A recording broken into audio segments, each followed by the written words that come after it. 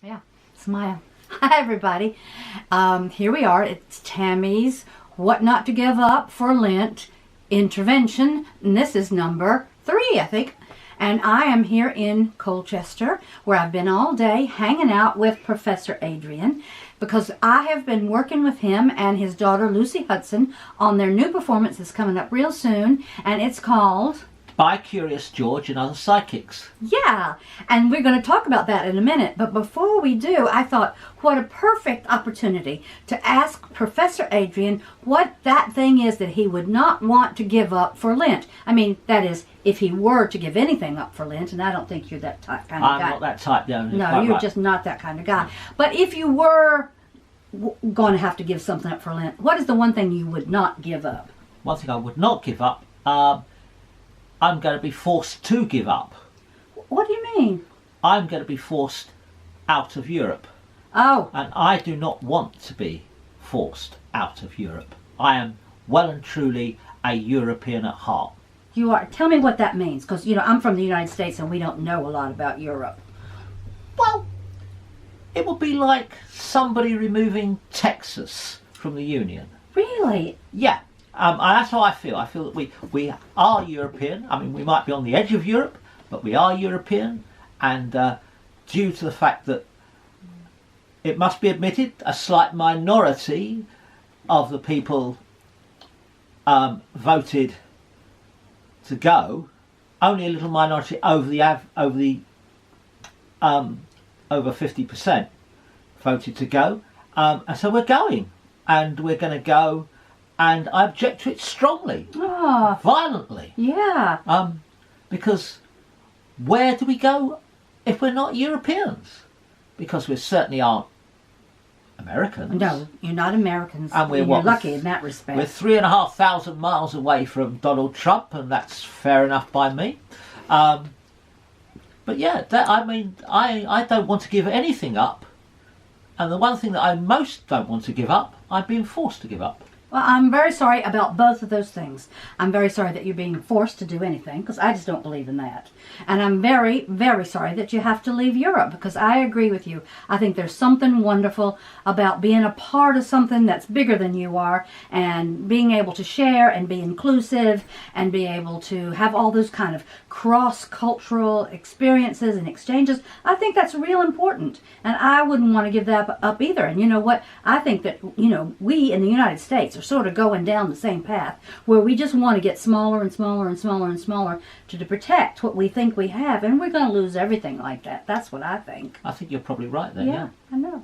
Well, I'm going to ask you a couple other questions, because I have a feeling that one of the other things you probably wouldn't want to give up is your sense of adventure, or maybe your sense of risk, because I think that what you're doing in this show that you're making with Lucy sounds very adventurous and very risky, and it's something that I'm real excited about. And can you tell me just a little bit about what it feels like to work with your daughter on stage?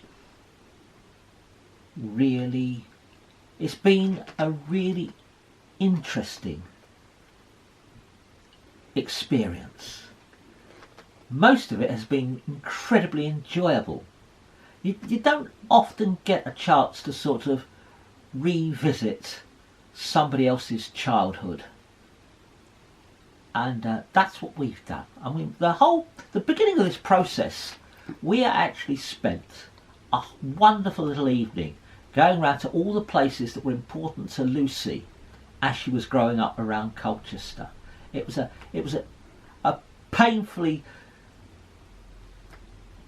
foot-numbing experience. Because it was such a long walk. We walked the length and the breadth of Colchester in one evening. Wow. With only one stop for fish and chips along the way, which was a place that we used to visit every week on our way back from an event that Lucy used to undertake. And we didn't go in a pub. You didn't? No. Well, why not? Because that wasn't part of Lucy's childhood. Oh, of course not. I guess not. Which was a real hardship. But we started the whole experiment from there, and then we sort of worked all the way through. All the times that Lucy had worked for me, all the times that we'd had fun, and we're sort of now going to take it further on. So the second half of our show is a sort of exploration of how we are now. Oh, fantastic. Now, I know that you are an entertainer. I know that, well, I'm going to take that back. I know that Lucy is a live artist because Yes. I used to be a country western singer, and then I became a live artist. So I know about live art, but I think you are an entertainer of some kind. Can you tell me just a little bit about that? Yeah, I'm a children's entertainer. Ah. And I perform puppets, and I do magic, and I juggle, and I tell stories, and I balloon model, and I blow bubbles, and I play games. And because one of the puppets that I do is Punch and Judy, which I consider to be England's national theatre. Aha. I'm not sure everybody thinks that. No, we're a small select group that actually will go as far as that. I think there's about 500 Punch and Judy men in England at the moment, and a few Punch and Judy ladies. And I think we would all claim that it's England's national theatre, but I think several thousand actors might object to that idea. I think they might. But as far as I'm concerned, Punch and Judy is England's national theatre in the same way that pantomime is Scotland's national theatre. Okay. I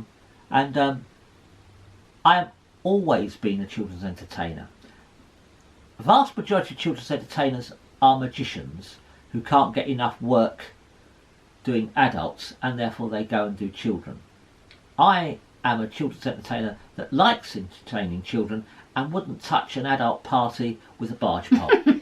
But you're going to be doing some adult performance coming up, aren't you? Yes, this is true, and it's very much out of my comfort zone. Oh, well, you see, we like to do things like that in live art. Yes. We like for people to get outside their comfort zone, and then we like to go look at it. Yeah. So I hope a whole bunch of people out there are going to come look at this show. It's called By Curious George and Other Sidekicks. Other Sidekicks, and it's going to be on in 3 different places. At the moment. At the moment, it's going to be on at the Colchester Art Centre. That's right. And it's going to be on at the Toynbee Hall in That's London. right. And the third place is Is in Cambridge. It's called the Junction. at the Junction. And I am going to put the trailer for that show down at the bottom of my site so you can get all the details, because I think you're going to love the combination of Professor Addrian and Lucy Hutson on stage. Thank you very much. Well, thank you for joining me. It's been a pleasure. It's been a great pleasure. A delight. We'll have to do it again. Maybe soon. Bye. See y'all tomorrow.